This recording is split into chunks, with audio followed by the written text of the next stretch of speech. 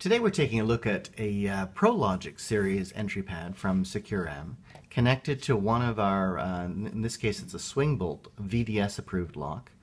But I wanted to show you this in order to explain a feature we call interlocking.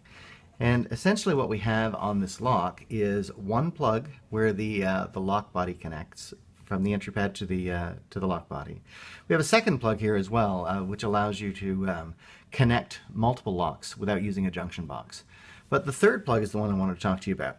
This third plug is a status sensor, and it allows you to control whether the lock is activated or not activated. And we do that by using this small plug with a wire, and it is a normally open, normally closed switch.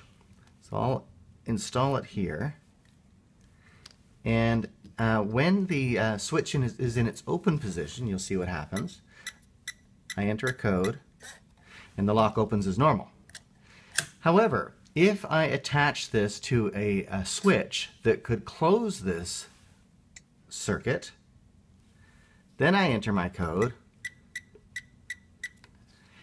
and you'll see that the lock doesn't open. It verifies it and it says I'm seeing the lock, but I failed to open lock. And the reason for that is we want to be able to control the opening of this lock based on this switch. So there's a number of things you can do with that.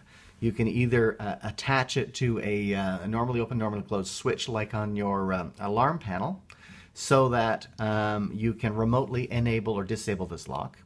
But the other thing you can do with it is if you have a safe that perhaps has two doors. So I'll introduce a second entry pad and a second lock body. And in doing that, let's assume we have a transfer safe. Has two doors on it, or it's a double door container of some sort. And when one door is open, you don't want the other door to be open. I take exactly the same type of system, and now I can connect them together.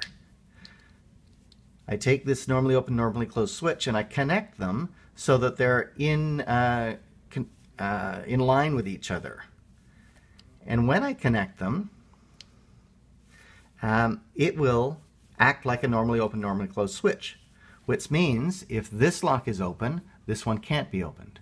So I'll go ahead and open this lock and demonstrate how it works. This lock is open, and I'll leave this lock open while I enter a code here. So because this is looking at the switch, it says, I see that you've entered the right code, but it doesn't open this lock because this lock is still open. So again, it just uses a regular normally open, normally closed switch, but now instead of using a switch, a mechanical switch or an alarm panel, we're using the switch that's in this other lock in order to determine whether or not one could be opened. So just by having two locks connected with this normally open, normally closed switching circuit, we can open one lock, and this lock, even if a valid code is entered, will not open if this lock is still in its open position.